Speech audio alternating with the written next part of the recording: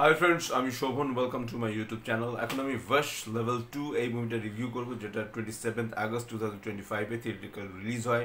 ডিউরেশনের কথা যদি বলি, 1 ঘন্টা 41 মিনিট প্লাস এই মুভিটার ডিউরেশন।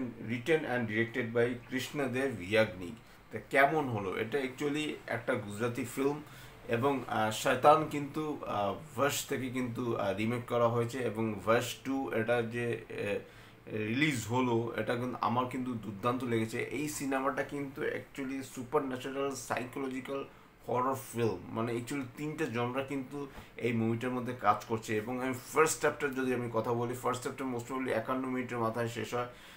সুপার, এক কথা সুপার। দেখুন, গুজরাটি ফিল্ম, তাদের কিন্তু বাজেট কিন্তু অতটা বেশি নয়, কিন্তু তারা সিনেমাটাকে যেভাবে যে যে ফ্রেমে তারা বেঁধেছে, সেটা কিন্তু এক কথায় অসাধারণ।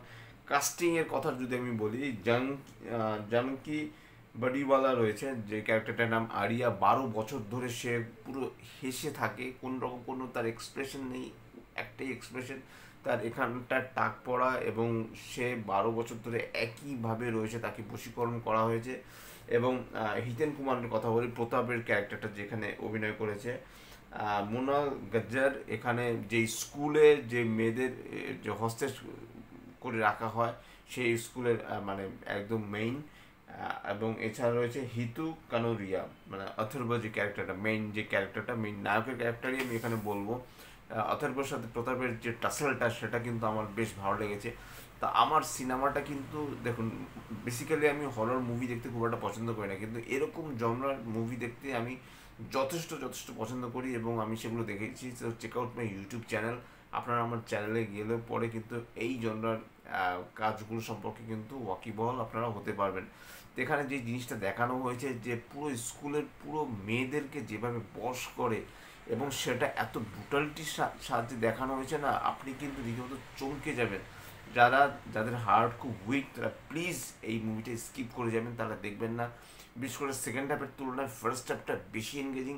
সেকেন্ড হাফটা যথেষ্ট ইলাবোরেট করা হয়েছে, এবং এই 12 বছরের কিন্তু টাইম লাইনের একটা ঘটনা আছে, মানে 12 বছর আগে এবং 12 বছর পরে। অ্যাকচুয়ালি ভার্স যেটা, সেটা কিন্তু 12 বছর আগের ঘটনা। ভার্স 2 যেটা, 12 বছর পরের ঘটনা এখানে দেখানো হয়েছে। এখানে অথার উপর মাইন্ড ব্লোয়িং পারফরমেন্স, তার সাথে প্রতাপও যথেষ্ট ভালো অভিনয় করেছে। এছাড়া অন্যান্য ক্যারেক্টারে যারা রয়েছে, যথাযথ ভূমিকায় ভালো অভিনয় করেছে। এবং যে স্কুলের মেয়েগুলো, তারাও কিন্তু তাদের যে এক্সপ্রেশনস, সেটা কিন্তু আমার বেশ ভালো লেগেছে। আমার কিন্তু সিনেমাটা বেশ ভালো লেগেছে। মিউজিক করেছে হলো অ্যান্ড্রু স্যামুয়েল।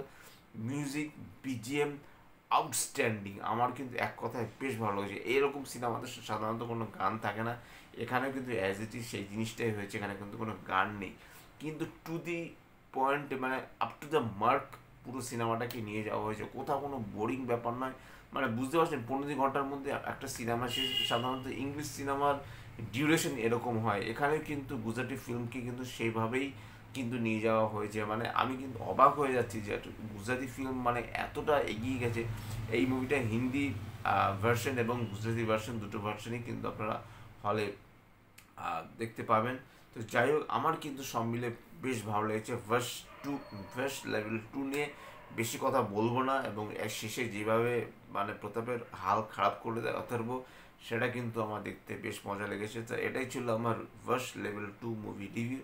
যদি আমার চ্যানেলটা ভালো লেগে থাকে, লাইক, শেয়ার, কমেন্ট এবং সাবস্ক্রাইব করতে ভুলবেন আমার চ্যানেলকে।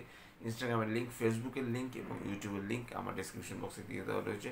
সেখান থেকে আপনারা আমাকে কানেক্ট করতে পারেন, এবং অবশ্যই আপনারা ভার্স লেভেল 2 এই মুভিটা দেখুন। আশা করি আপনাদের খুব খুব খুব খুব ভালো লাগবে। Tata, love you, bye bye and good night.